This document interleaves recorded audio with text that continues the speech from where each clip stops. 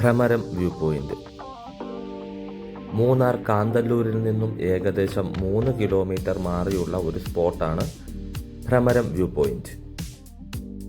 കാന്തല്ലൂരിൻ്റെ ഭംഗി എന്ന് പറയുന്നത് അവിടുത്തെ ഗ്രാമപ്രദേശങ്ങളാണ്. കൂടുതൽ ടൂറിസ്റ്റുകളും ഇങ്ങോട്ട് എത്തുന്നത് ഗ്രാമങ്ങളുടെ ഭംഗി ആസ്വദിക്കാൻ വേണ്ടിയിട്ടാണ്. അതിൽ നിന്നും വ്യത്യസ്തമായിട്ടുള്ള കുറച്ച് കാഴ്ചകളാണ് നമുക്കിവിടെ കാണാൻ സാധിക്കുന്നത്. മോഹൻലാലിൻ്റെ ഭ്രമരം സിനിമയിലെ കുറേ സീനുകൾ ഈ പ്രദേശങ്ങളിലായി ചിത്രീകരിച്ചിട്ടുണ്ട്. അതുകൊണ്ടാണ് ഈ പ്രദേശത്തിന് ഭ്രമരം വ്യൂ പോയിന്റ് എന്ന് പേര് വരാൻ കാരണം.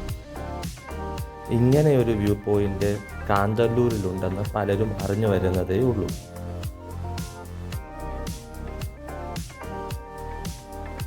കാന്തല്ലൂരിൽ നിന്നും ഇവിടേക്ക് എത്തിച്ചേരുക എന്ന് പറയുന്നത് കുറച്ച് റിസ്ക് ആയിട്ടുള്ള ഒരു കാര്യമാണ്.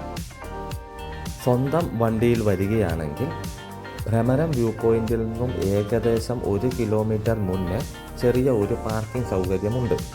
വണ്ടി അവിടെ പാർക്ക് ചെയ്തതിന് ശേഷം നടന്നു പോകാവുന്നതാണ് ഈ വ്യൂ പോയിന്റിലേക്ക്.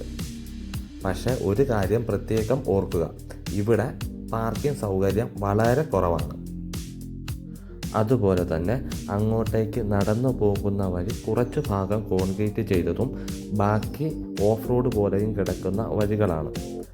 അപ്പോൾ അതിലൂടെ നടക്കുമ്പോൾ നമ്മൾ തെന്നി വീഴാനുള്ള സാധ്യത വളരെ കൂടുതലാണ്. പിന്നെ ഒരു മാർഗം എന്നുള്ളത് ട്രക്കിംഗ് ആണ്. കാന്തല്ലൂരിൽ നിന്നും ജീപ്പുകൾ സുലഭമായി ലഭിക്കുന്നതാണ് ഈ പോയിന്റിലേക്ക് എത്തിച്ചേരാനായിട്ട്.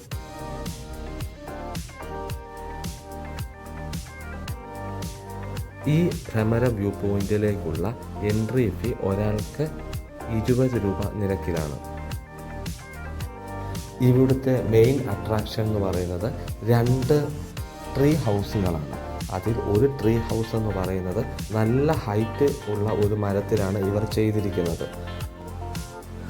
അതുകൊണ്ട് തന്നെ ഈ ട്രീ ഹൗസിൻ്റെ മുകളിൽ എത്തിച്ചേരുവാനായിട്ട് നമുക്ക് കുറച്ച് ബുദ്ധിമുട്ടുകൾ ഉണ്ട്.